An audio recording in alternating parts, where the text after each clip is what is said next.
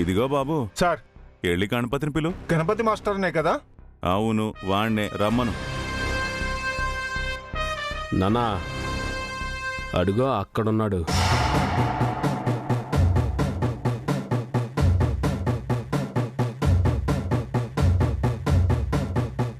మనసులో ఏం పెట్టుకోకురా, అంతా మంచి జరుగుతుంది. బాధపడితే పిల్లలకి పాఠాలు ఎలా చెప్పగలవు?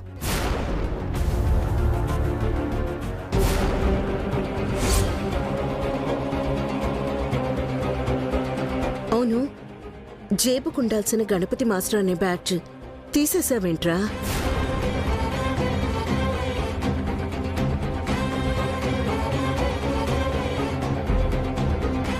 అమ్మా, అది ఇందాక పిన్ ఊడిపోయిందమ్మా, తర్వాత పెట్టుకుంటానులే.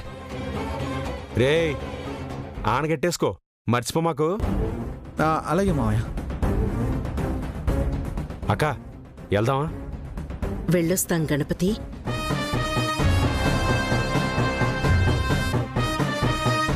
బాలే దొరికాడ్రా.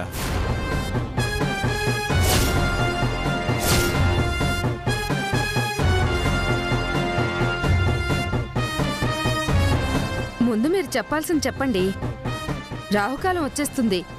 మనం ఆదినారాయణ అన్న ఇంటికి వెళ్ళాలి కదా.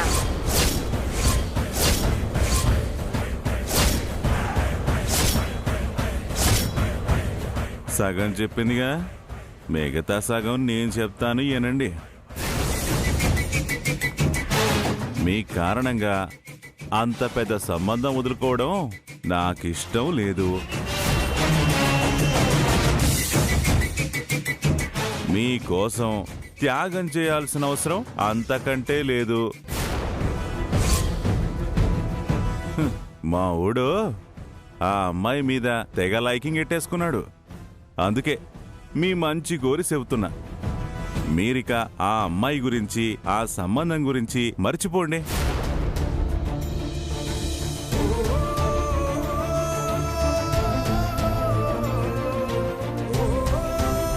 రే గణపతి, ముఖ్యంగా నువ్వు విను. ఇంకోసారి నువ్వు ఆ అమ్మాయితో క్లోజ్గా కనిపించావే అనుకో, మావిడి కోపం వస్తుంది, నువ్వు క్లోజింగ్ అయిపోతావు.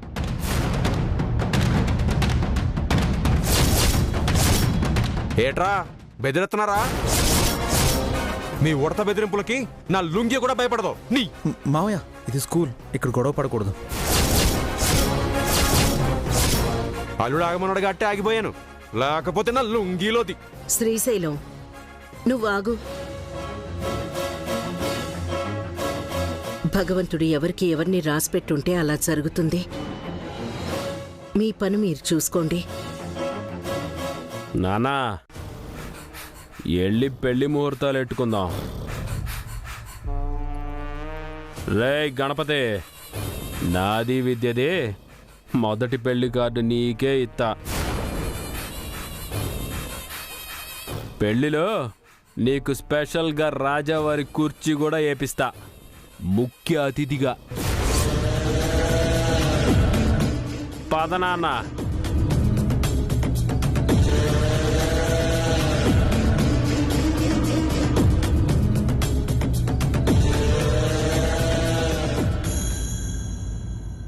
ఏంటో అత్త, నీ పెళ్లి విషయంలో వస్తున్న ట్విస్ట్లు సినిమాల్లో కూడా ఉండవేమో.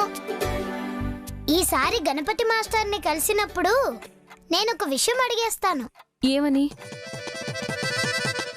నువ్వెలాగో అబద్ధాలాడవు, తప్పు చెయ్యవు.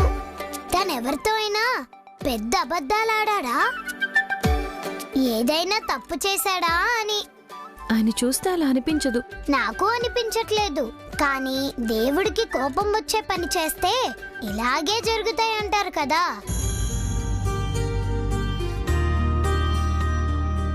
ముందు నువ్వు వెళ్ళి ఈ పాలు తాగిరా.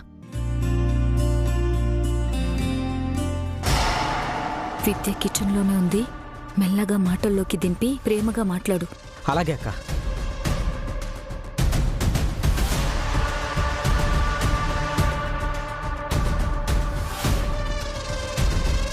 విద్యా,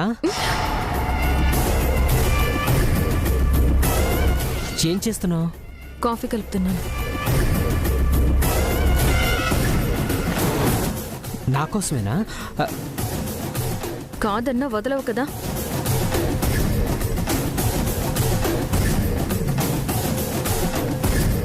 తీసుకో.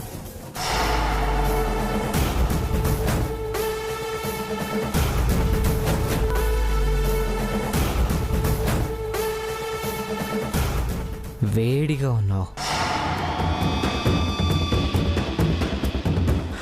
కాఫీ చాలా వేడిగా ఉందంటున్నా.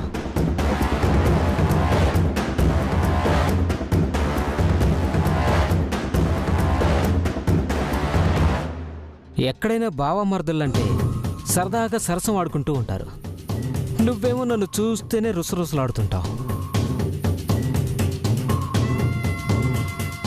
నిన్ను ముందు నుంచి చూస్తే పూజా హెగ్దేలాగా, వెనక నుండి చూస్తే రష్మిక మందన్నలాగా కనిపిస్తావు. డాక్టర్ దగ్గరికి వెళ్ళి కళ్ళు చెక్ చేయించుకోవాల్సిందే. మరదళ్ళు ఇలా బెట్టు చేస్తుంటే బాగుంటారు.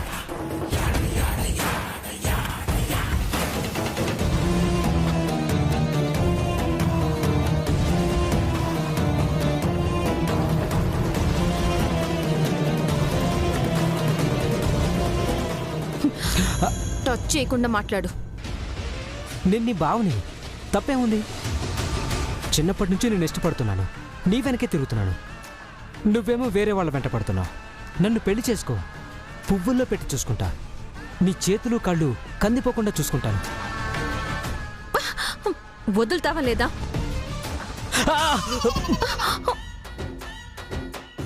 పద.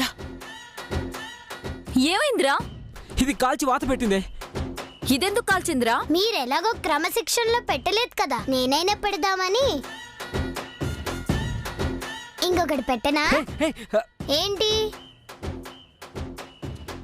లక్కీ చెప్పింది నిజమే వదినా. ఆడపిల్లలతో ఎలా మెలగాలో కూడా మీ తమ్ముడికి తెలీదు.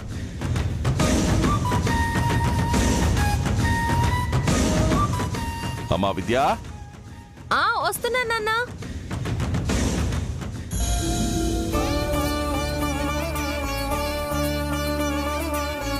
నాన్న తీసుకోండి.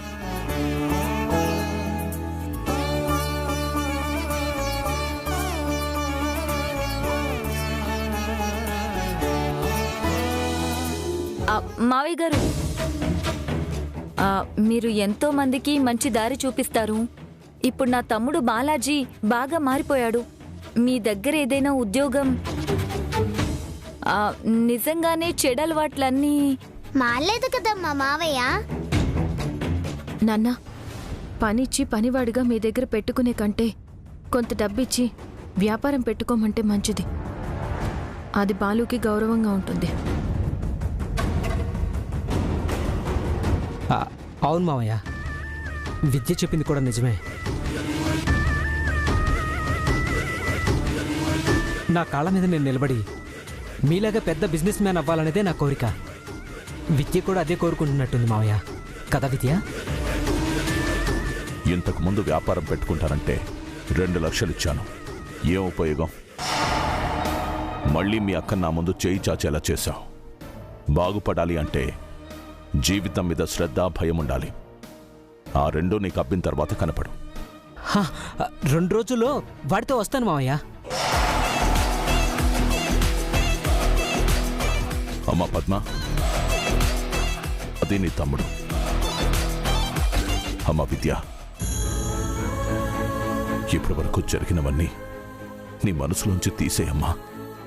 పెళ్లి తర్వాత అయినా నాకు చదువుకునే అవకాశం ఇవ్వగలిగే మంచి మనసున్నవాడు భర్తగా వస్తే చాలు నాన్న. అంటే నువ్వు మళ్ళీ ఆ మాస్టర్నే పెళ్లి చేసుకుంటాను అని ఇండైరెక్ట్ గా చెప్తున్నావా? ఇండైరెక్ట్ గా ఏముందే, డైరెక్ట్ గానే చెప్తుందిగా.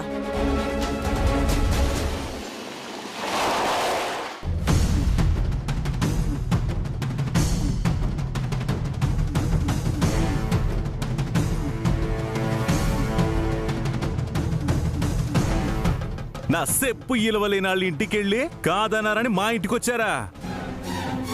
మీ అమ్మాయి ఆడి కొబ్బరి ముక్కెడుతుంటే మేము నోర్లెళ్ళబెట్టాం. ఆదినారాయణ గారి పెంపకం ఇట్టాంటిదా అని.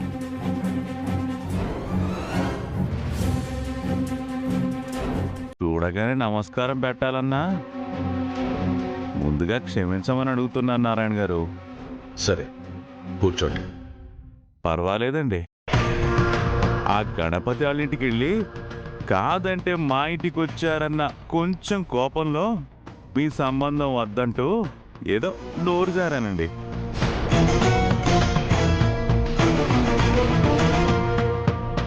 మీలాంటి పెద్ద మనిషిని బాధ పెట్టామని మాకు బాధ అనిపించి మళ్ళీ ఎత్తుక్కుంటూ వచ్చామండి. ఈ విషయంలో మాదే తొందరపాటండి, మన్నించండి. మేమన్న మాటలకి మీరెంతగా బాధెట్టేసుకున్నారో తెలియదు కానీ ఈ ఎద్దులా ఉండే నా కొడుకు బాధతో చిక్కి శల్యం అయిపోయాడు చూడండి. అవును, 2-3 గ్రాములు తగ్గినట్టున్నాడు. లక్కీ నోర్మోయ్. పెద్దవాళ్ళు మాట్లాడుకునేటప్పుడు పిల్లలు మాట్లాడకూడదు, కానీ మాట్లాడుతున్నా. తప్పుగా అనుకోకండి. మమ్మల్ని క్షమించండి మావయ్య. ఎవరో కూటికి గతి లేని వాళ్ళ వల్ల మన మధ్య దూరం పెరగడం నాకిష్టం లేదండి. అందుకే మగ పెళ్ళోళ్ళమైనా వెనక్కి తగ్గి మరీ మీ బంధుత్వం కోసం వచ్చాం. మీరు మనసులో ఏం పెట్టుకోకుండా సరే అనేస్తే వెంటనే ముహూర్తాలు ఎట్టించేసి ధూమ్ధామ్గా పెళ్లి జరిపించేస్తాం. ఏమంటారు?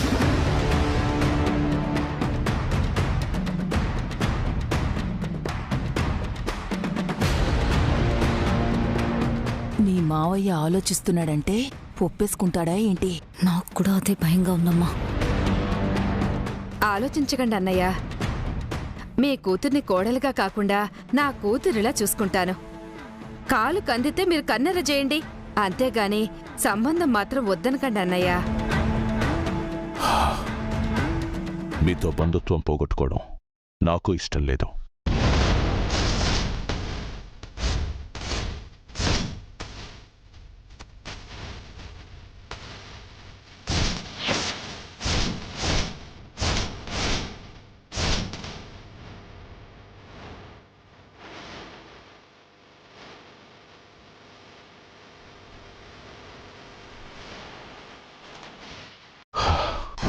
నా వల్ల మీరు కూడా బాధపడ్డారు. నా కూతుర్ని మీ ఇంటి కోడలుగా పంపిస్తానని మాట కూడా ఇచ్చాను. ఆ మాట నిలబెట్టుకుందాం అనుకుంటున్నా. నా కూతుర్ని మీ ఇంటి కోడలుగా పంపిస్తాను.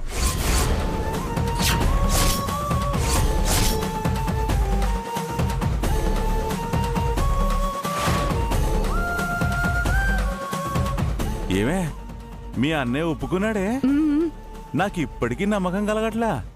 ఇది ఓ పాలు గిల్లు. నిజమేనే.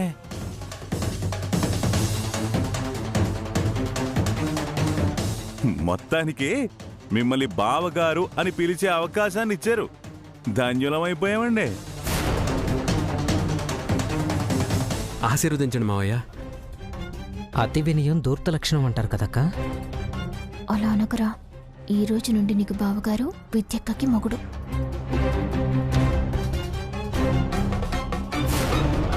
ఏమ్మా కోడలు పిల్ల, మొహంలో చిరునవ్వు లేదేంటి? క్షమించాలి. మీ ఇంటికి కోడలుగా వచ్చేది మా శ్రీవిద్య కాదు.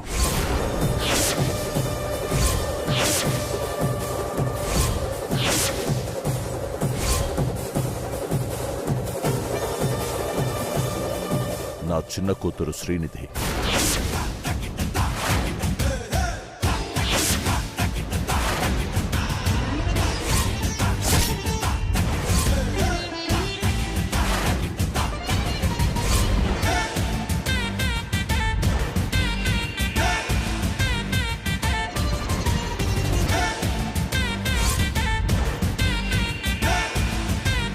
ఇదేం ట్విస్టే?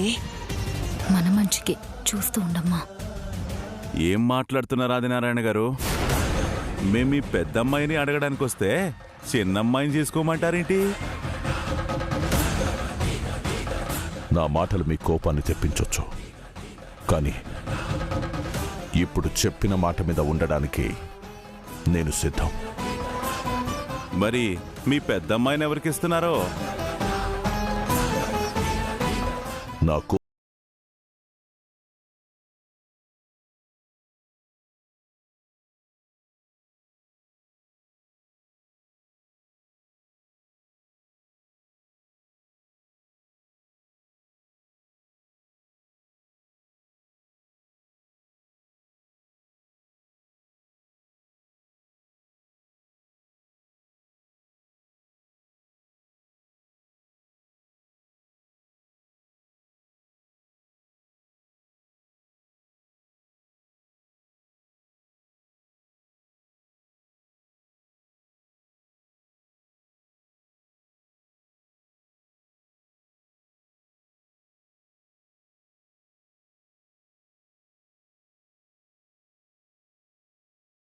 జీవితాంతం బాధ పెట్టలేను.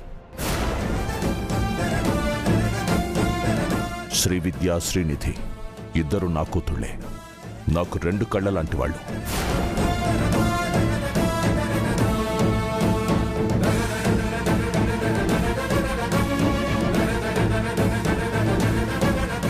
మీకు నా చిన్న కూతుర్నే కోడలుగా చేసుకోవడం ఇష్టం ఉంటే బంధుత్వం కలుపుకుందాం. లేదంటే అవసరం లేదు. ఇంత దూరం వచ్చాక నేను తగ్గను. ఒకవేళ నేను తగ్గినా మీ చిన్న కూతురు చేసుకోవడానికి నా కొడుకు ఇష్టపడ్డు. నాకిష్టమే నాన్న.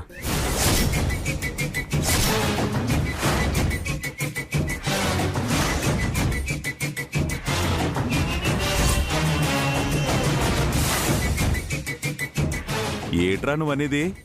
అవును నాన్న, ఆదినారాయణ గారి చిన్నమ్మాయిని చేసుకోవడం నాకిష్టమే.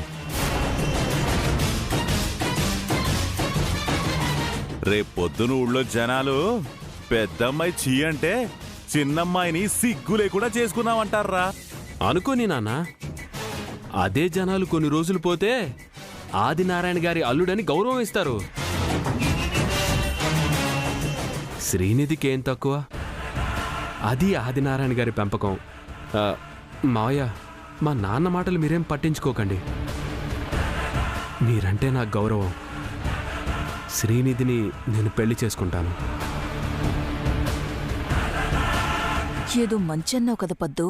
ఉన్నది పోయింది, అనుకున్నది పోయింది. బాలాజీ గాడికి మిగిలేది చెప్పే.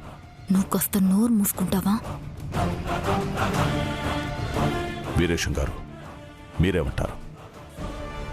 చేసుకునేవాడే సరే అంటే ఊకొట్టి ఊరుకోకుండా మేమేం చేస్తాం? మాకుందే ఒక్కడు. ఏం చేసినా వాడి కోసమే కదా ఆదినారాయణ గారు.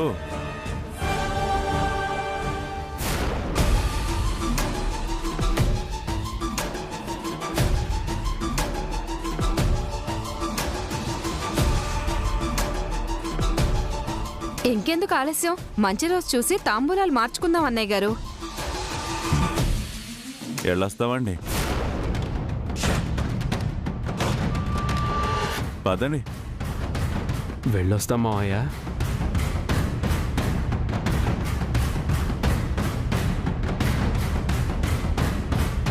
వాళ్ళొస్తే అక్కకి పెళ్లి కుదురుతుందేమో అనుకున్నాను. నీకు కుదిరింది అక్క. ఏంటి అలా చూస్తున్నావు? బాగున్నాడని నువ్వే అన్నావు కదక్క. అమనిధి, ఇలారా.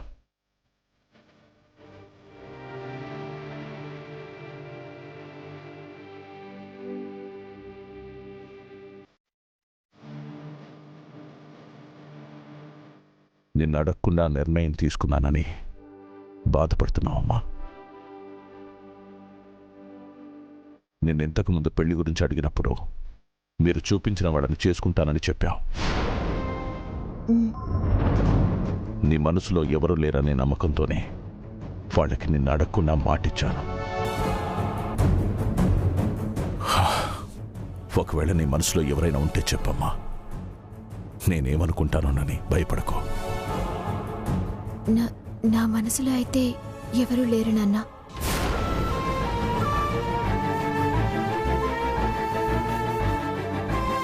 చాలమ్మా, నా మాట పోకుండా కాపాడావు. మురళి, పంతులు గారికి కబురు పెట్టు. సరే నాన్న.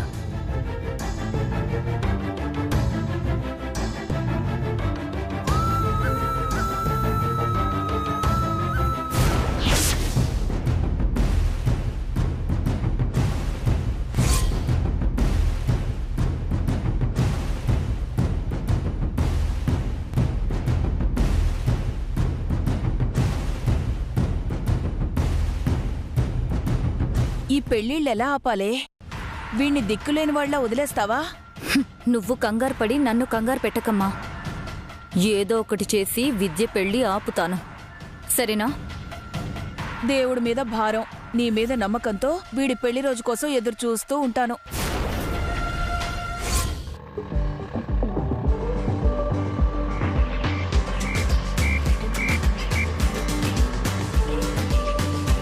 అత్త, గణపతి మాస్టారు.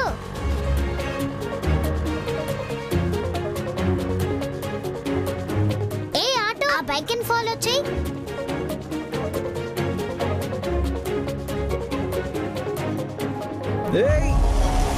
రైట్, నీకు బ్రెయిన్ ఉందా?